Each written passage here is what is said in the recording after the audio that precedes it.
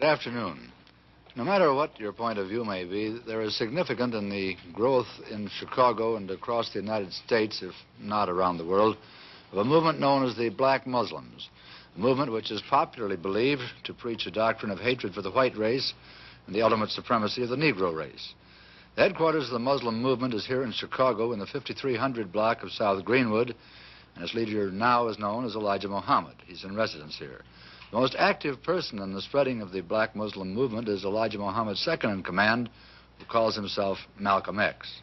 And Malcolm X is our guest today on City Desk. Across the desk, our panelists this week are NBC newsmen Charles McCune, Floyd Calver, and Len O'Connor. And Mr. X, may I begin by asking you, if you will please, outline for us the platform and policies of the Muslim organization. Well, the platform that the Honorable Elijah Muhammad, our religious leader, stands upon is the platform of complete freedom, justice, and equality for the 20 million black people, or so-called Negroes here in America.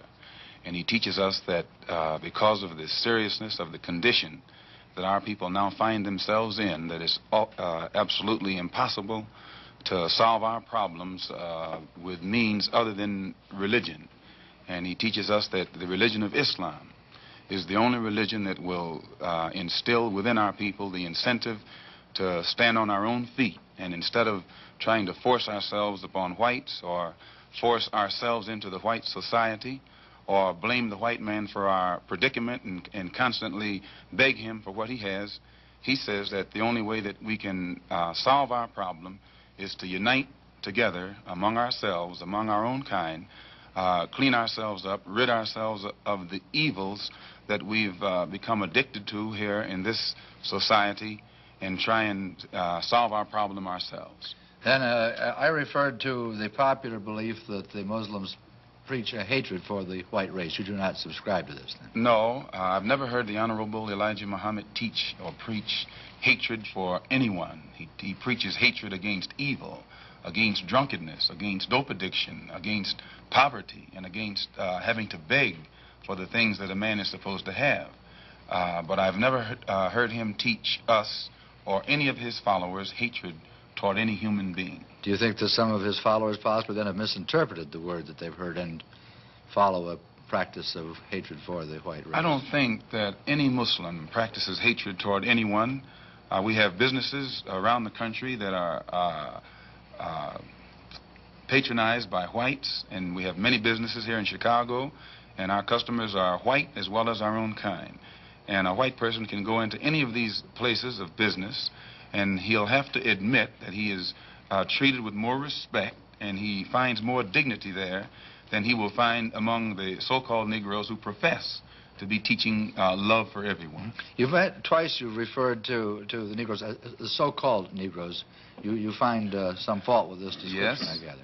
Mr. Muhammad teaches us that Negro is a term that was applied to us during slavery by the slave master. And right today, it's a term that is used only to point out the descendant of slaves. It's never used for black people, period. Africans can come to this country. They aren't called Negroes. And if they are called Negroes, they resent it. So if Negro meant black, as we've been taught, it would be a term that would be applicable to or pliable to everyone. But he says that it is something that means a slave, or something who is, it means something that has been left out of society, politically, economically, educationally, and otherwise. You don't think of it as an anthropological term? Definitely. It's not an anthropological term. It's a slave term. And it was a term that was invented in America and was used by the slave makers, slave traders, and slave masters, and attached to the property or the chattel or merchandise that our people represented in that particular day. Mr. O'Connor. What is your real name? Malcolm X. Is that your legal name? As far as I'm concerned, it's my legal name. Have you been to court to establish that I didn't have to go to court to be called Murphy or Jones or Smith. Excuse me for answering you this way. That's all right. If a Chinese person were to say his name was Patrick Murphy, you would look at him like he's insane, because Murphy is an Irish name, a European name, or the name that has a Caucasian or white background. And a yellow person, Chinese is a yellow man, and he has nothing to do or no connection whatsoever with the name Murphy.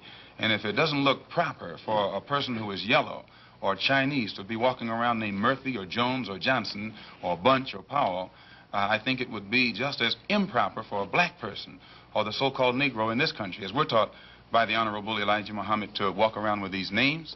And therefore, he teaches us that during slavery, the same slave master who owned us put his last name on us to denote that we were his property.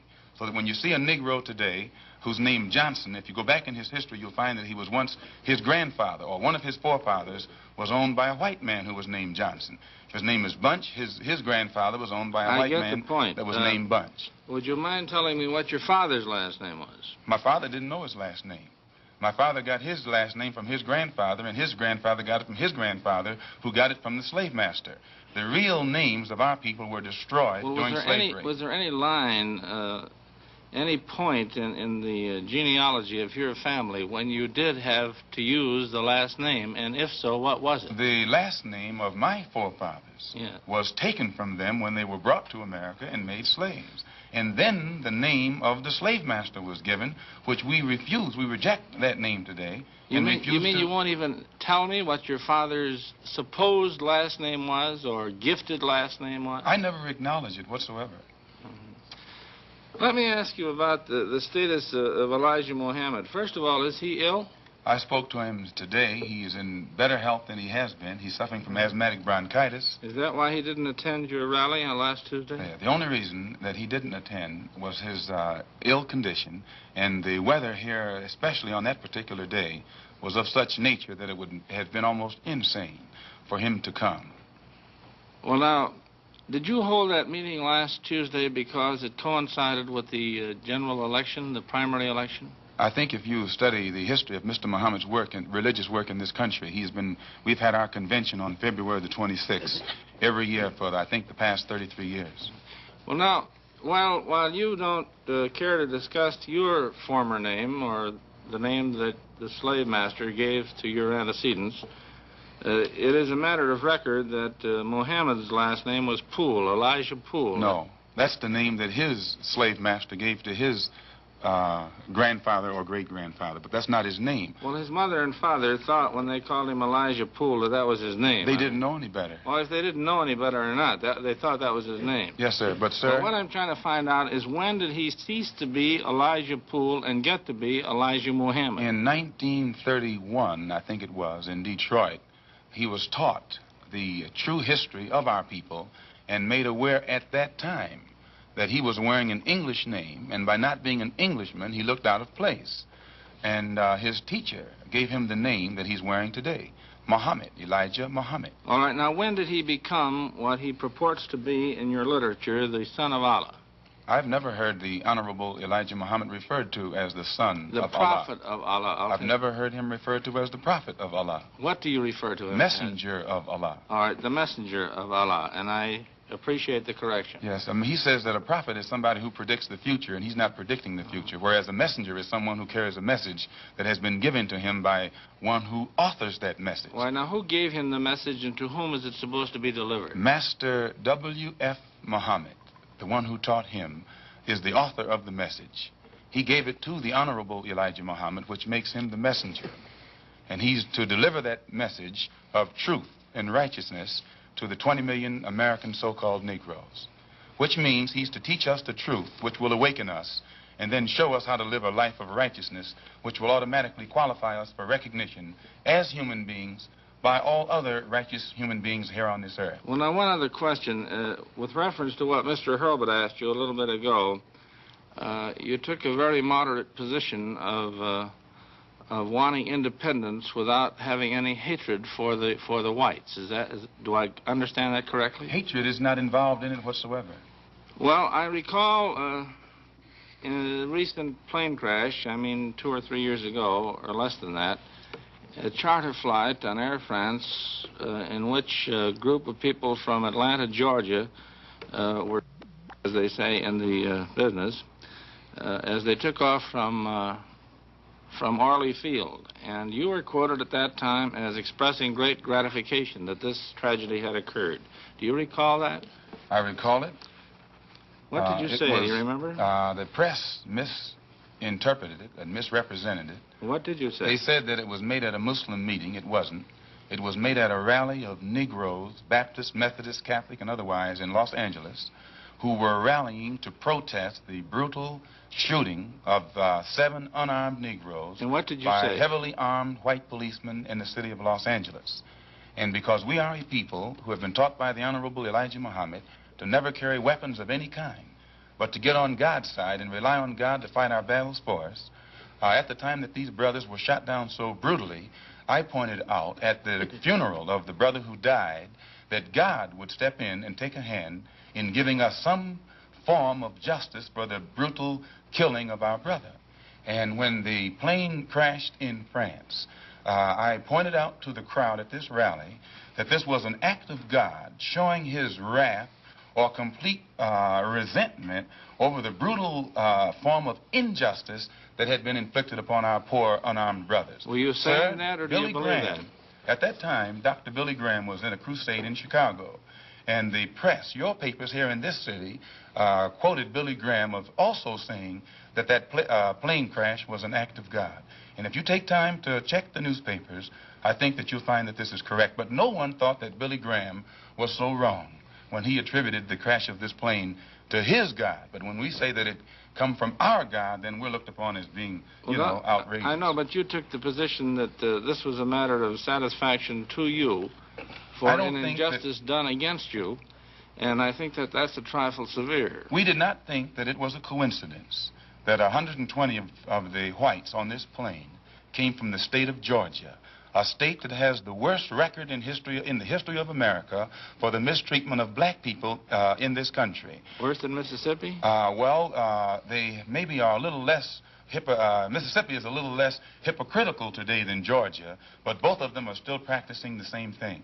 Now the whites in Georgia bite Negroes with a smile, whereas they used to bite them with a growl. But they're still being bitten, and we don't think that it is any worse to be bitten with a smile than it is to be bitten with a growl. Mr. Calvert. While we're on the subject of Mississippi, what is your organization's position of what happened in Mississippi in the past 6 months? Such as what? Such as the James Meredith incident and the enrollment of him in the university. Well, the Honorable Elijah Muhammad wants justice for every one of the 20 million so-called Negroes. And to just take one Negro and stick him in college with the aid of 15,000 troops and at a cost of $6,000 is a disgrace. It's a waste of taxpayers' money. It's a farce. It's hypocrisy. Because if it's right for one Negro to be forced into that university, then every Negro in the state of Mississippi who is qualified has the same right to go to that university.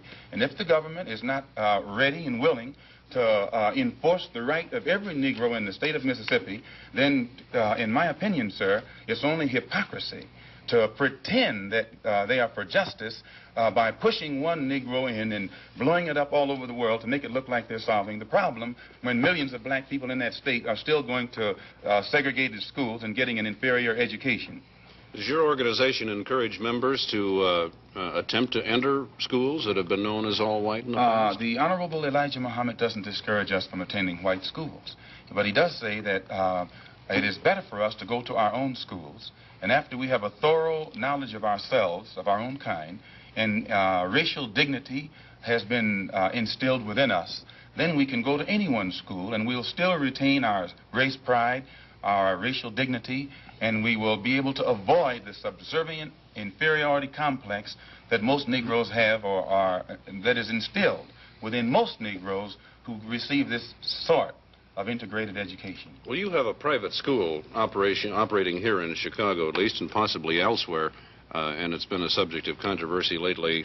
What is the acceptance of people who come out of your private schools into schools of higher learning? Yes, we have many students who have graduated from the University of Islam on 54th and Greenwood that are now attending other schools. In fact, just as an example, one of Mr. Muhammad's sons never attended any school in his life but the University of Islam.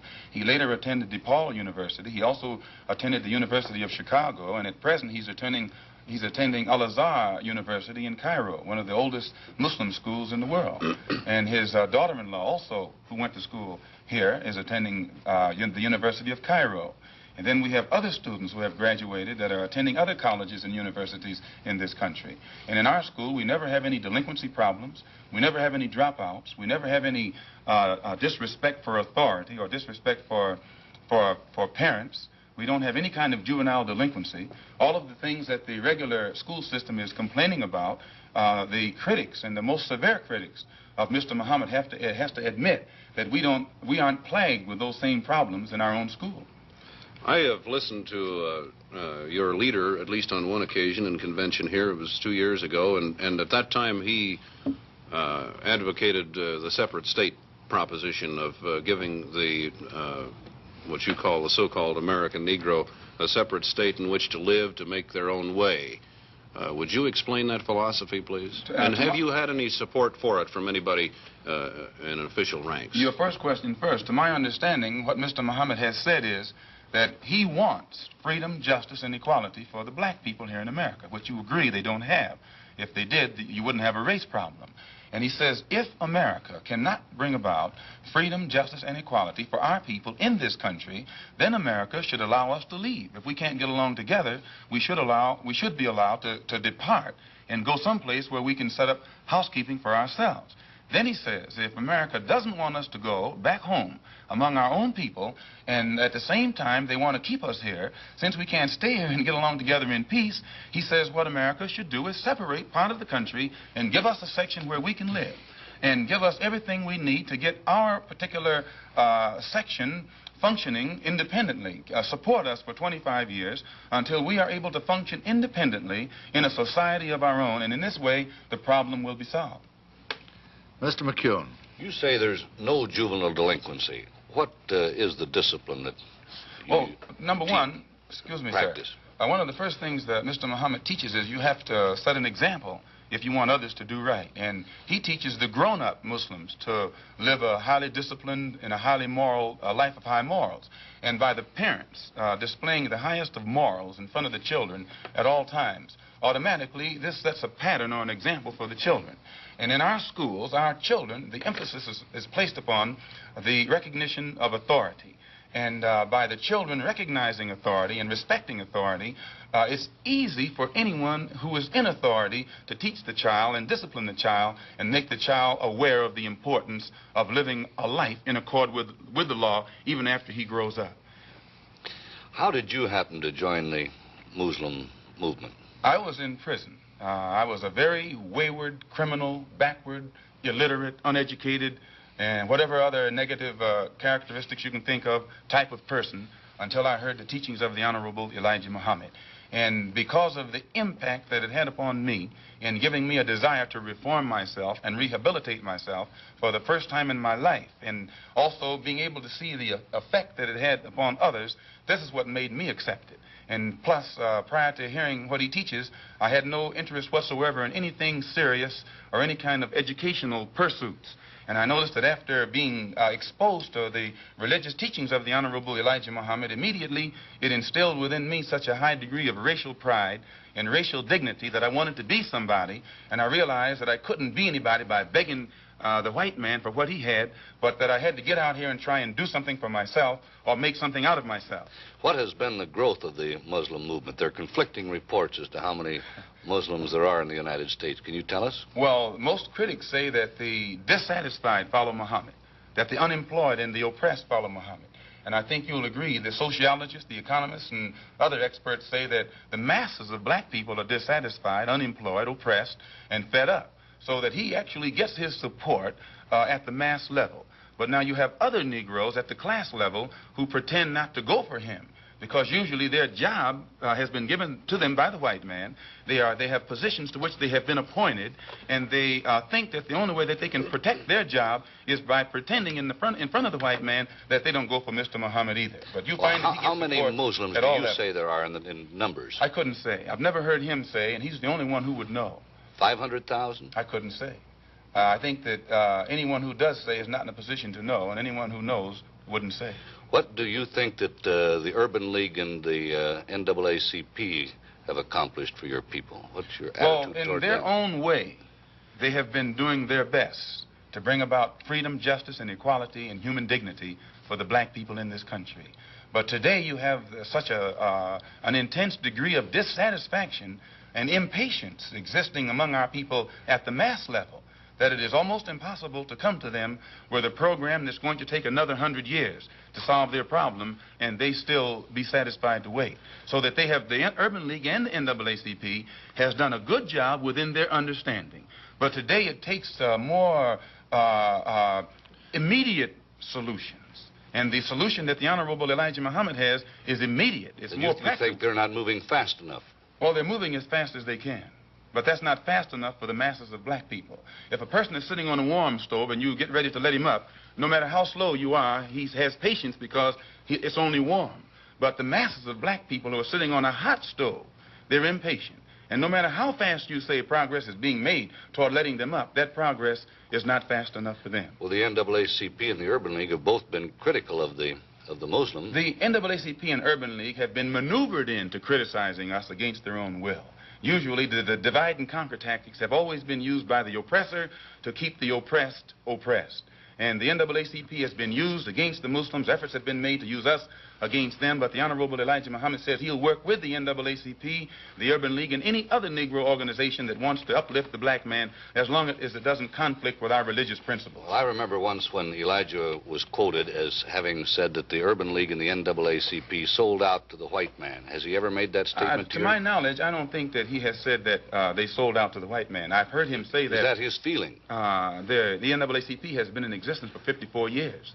And they elect a new national president every year, and they have never elected a black man to sit in that capacity. Arthur Spingarn has been president of the NAACP for 24 years. And so in this sense, it means that either they're practicing the same discrimination that they accuse the white man of practicing, they're practicing it themselves, or else they're not qualifying other Negroes in that organization for the positions of leadership. This is our only criticism. You personally feel that they have sold out to the white man?